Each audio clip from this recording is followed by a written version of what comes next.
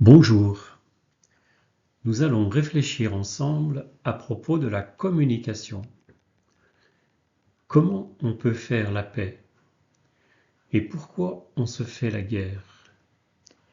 Qu'est-ce qui nous rend tristes et qu'est-ce qui nous rend heureux? Ce sont des questions importantes. Alors voici la première partie, vivre avec nos différences.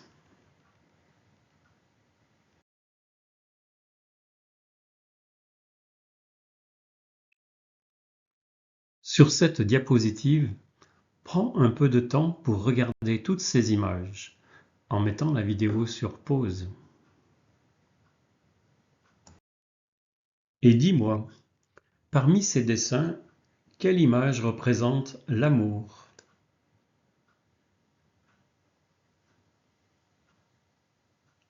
Quelle image représente la guerre?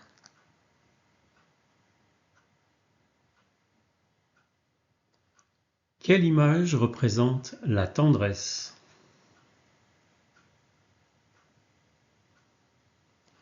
Quelle image représente la compétition?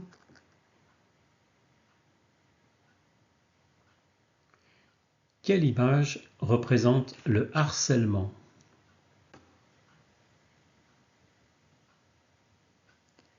Quelle image représente la paix?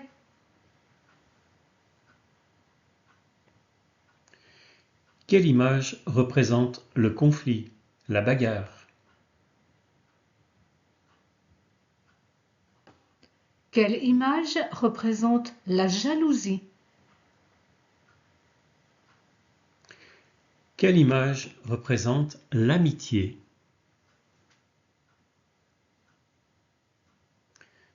Vous voyez sur ces dessins que l'on peut communiquer de différentes façons.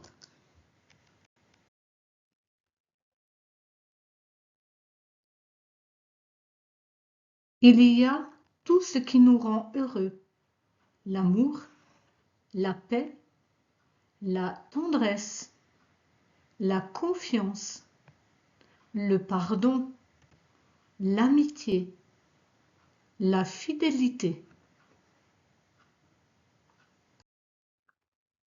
Mais malheureusement, il y a aussi tout ce qui nous rend tristes et malheureux. La violence, les bagarres, les moqueries, les conflits, le harcèlement, la jalousie, la guerre. Et puis parfois aussi, on ne peut pas communiquer. Alors, c'est la solitude.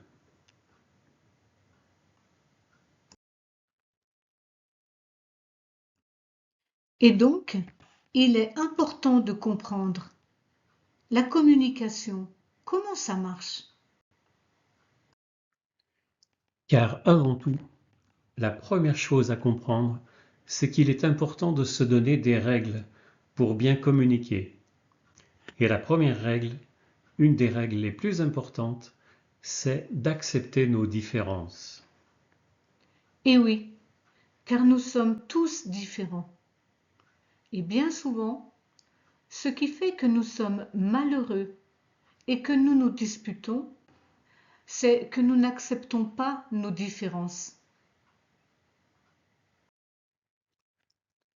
Et pour bien comprendre cela, nous allons nous appuyer sur une lettre de Saint Paul.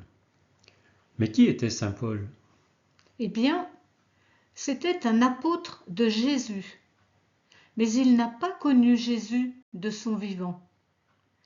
Il est devenu apôtre après la mort de Jésus.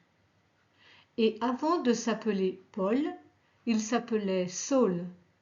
Saul était à la fois juif et romain. Juif, c'était sa religion. Et romain, c'était son pays, c'est-à-dire l'Empire romain. Et il persécutait les chrétiens. Sais-tu ce que veut dire persécuter? Cela veut dire leur faire peur, leur faire du mal et même les tuer. Alors, tout a commencé pour lui juste après la mort de Jésus, au temps des premiers chrétiens. Et un jour, alors qu'il se rendait à Damas, en Syrie, Saul est tombé de cheval. Il est resté aveugle pendant 3 jours.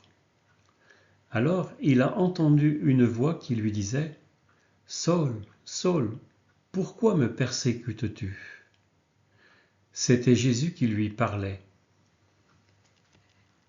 Parce que persécuter des personnes, c'est comme si on persécutait Jésus.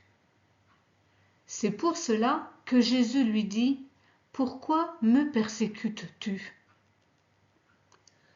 Alors il s'est converti. Cela veut dire qu'il est devenu chrétien. Et puis il s'est fait baptiser. Et il a changé de nom. Il est devenu Paul.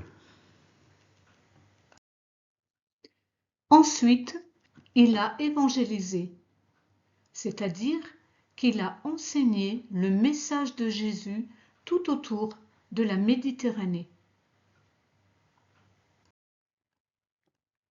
C'est-à-dire principalement en Italie, en Grèce et en Turquie.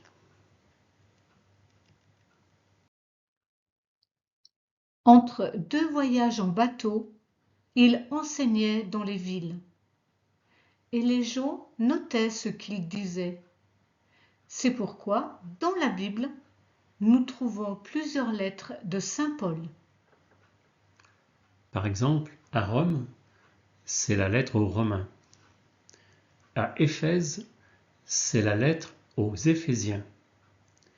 Et à Corinthe, c'est la lettre aux Corinthiens. Et celle qui nous intéresse ici, c'est la première lettre aux Corinthiens que nous lisons parfois à la messe le dimanche. Dans le 12e chapitre, saint Paul essaye de nous faire comprendre que nous sommes tous différents. Je suis différent de mon voisin, comme mon œil est différent de ma bouche. Alors nous allons en lire quelques passages. Première lettre de saint Paul apôtre aux Corinthiens. Prenons une comparaison. Le corps ne fait qu'un.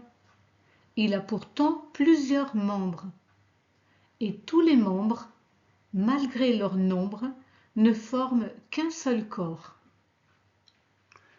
Le corps humain se compose non pas d'un seul, mais de plusieurs membres. Le pied aurait beau dire : « Je ne suis pas la main, donc je ne fais pas partie du corps. » Il fait cependant partie du corps. L'oreille aurait beau dire : « Je ne suis pas l'œil, donc je ne fais pas partie du corps. » Elle fait cependant partie du corps. Si, dans le corps, il n'y avait que les yeux, comment pourrait-on entendre ? S'il n'y avait que les oreilles, comment pourrait-on sentir les odeurs ? Mais dans le corps, Dieu a disposé les différents membres comme il l'a voulu. En fait, il y a plusieurs membres et un seul corps. L'œil ne peut pas dire à la main : « Je n'ai pas besoin de toi ». La tête ne peut pas dire aux pieds : « Je n'ai pas besoin de vous ».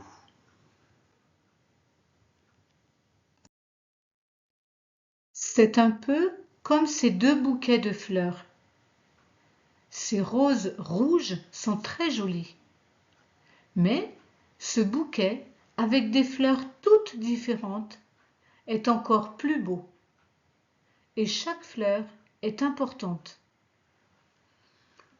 Ainsi, si nous étions tous pareils, le monde serait triste et il n'y aurait pas de vie.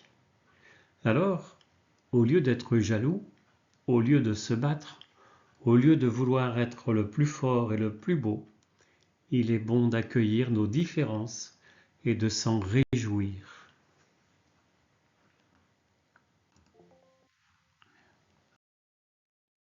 Alors, maintenant que nous avons bien compris cette première règle, accepter nos différences et s'en réjouir, nous allons essayer de comprendre la communication, comment ça marche.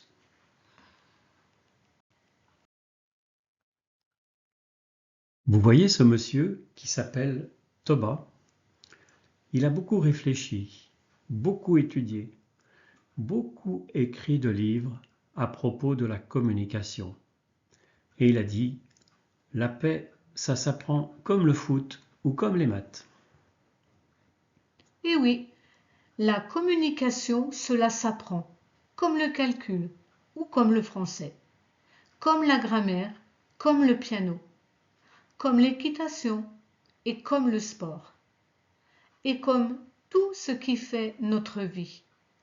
Dans notre vie, nous ne cessons pas d'apprendre.